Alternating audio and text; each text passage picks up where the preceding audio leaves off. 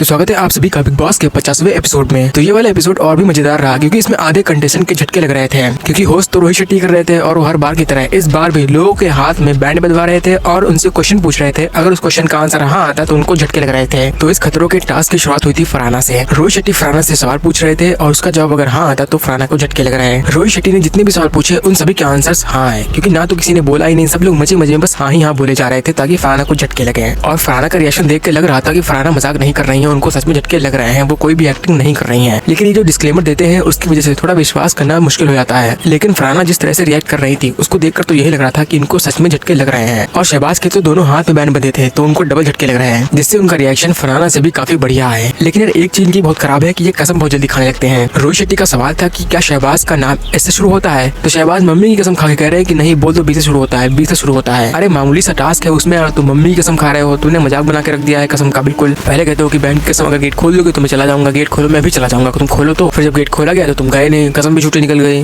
क्या फायदा हुआ इन चीजों का बोलने का। और जब तानिया को झटके लग रहे थे तो पता नहीं वो सच में सच बोल रही थी या झटके लगने के बचाव से वो ऐसा बोल रही थी। रोहित शेट्टी ने पूछा क्या तानिया बकलावा खाने के लिए दुबई जाती है, तो तानिया ने तुरंत कह दिया कि नहीं नहीं नहीं मैं वहाँ पर नहीं गई, कभी नहीं गई, मैं मजाक कर रही थी। अब पता नहीं तानिया ने यहाँ पर सच में सच बोला या फिर झटके न लगने से वो झूठ बोल रही थी। और जो भैया प्रणीत आए उन्होंने तो पूरे झटकों को एब्जॉर्ब भी कर लिया, कोई भी रिएक्शन ही नहीं दिया, एकदम स्ट्रेट खड़े रहे। रोहित शेट्टी ने घर वालों से सवाल पूछा जिस पर उनको झटके भी लगे लेकिन उन्होंने कोई भी रिएक्शन नहीं दिया। ये होता है असली मर्द, ना कि शहबाज की तरह। और अमाल तो प्रणीत से भी आगे निकल गए। प्रणीत का तो थोड़ा बहुत आंखें बंद हो रही थी लेकिन अमाल का तो कुछ भी नहीं, वो एकदम नॉर्मल खड़े थे जब झटके लग रहे थे। तो फिर रोहित शेट्टी ने कहा कि आपको गाना गाना पड़ेगा झटके लगने के साथ साथ। तो क्या अमाल बढ़िया वॉक करते हुए गाना गा रहे हैं और उनको झटके भी लग रहे हैं। अब पता नहीं उनको सच में झटके लग रहे थे या फिर नहीं, बाकी झटके तो यार लग ही रहे होंगे। और मेरी समझ में नहीं आता कि अशनूर, प्रणीत, गौरव ये सब लोग एक टीम में ग्रुप में है भी या फिर नहीं, क्योंकि कोई भी एक दूसरे का सपोर्ट करता ही नहीं है। जैसे गाड़ी वाले टास्क में एक कंटेस्टेंट को आपको आगे करना था और एक को पीछे, तो बाकी सबने तो अपने अपने लोगों को आगे किया और पीछे भी कर दिया। वही गौरव ने भी प्रणीत को आगे किया और एक को किसी को पीछे कर दिया। लेकिन प्रणीत ने क्या किया, प्रणीत ने ना तो अशनूर को किया आगे और ना ही गौरव को किया, उन्होंने किया शहबाज को, ये कहते हुए कि शहबाज गलतियां करता है और उनमें सुधार करके आगे बढ़ता है। अरे क्या लॉजिक हुआ इस चीज का, वो तो तुम्हारे ग्रुप में भी नहीं है, उसकी तुम बुराई कर रहे थे और भी तुम उसको आगे कर रहे हो, क्या नॉनसेंस है ये। मतलब कुछ करना है तो सपोर्ट करना है तो दिल से करो, वरना साला अलग हो जाओ, क्या जरूरत है दिखावे की। नहीं मतलब बाकी लोगों ने तो अपने अपने लोगों को सपोर्ट किया लेकिन यही लोग एक दूसरे का सपोर्ट नहीं करते।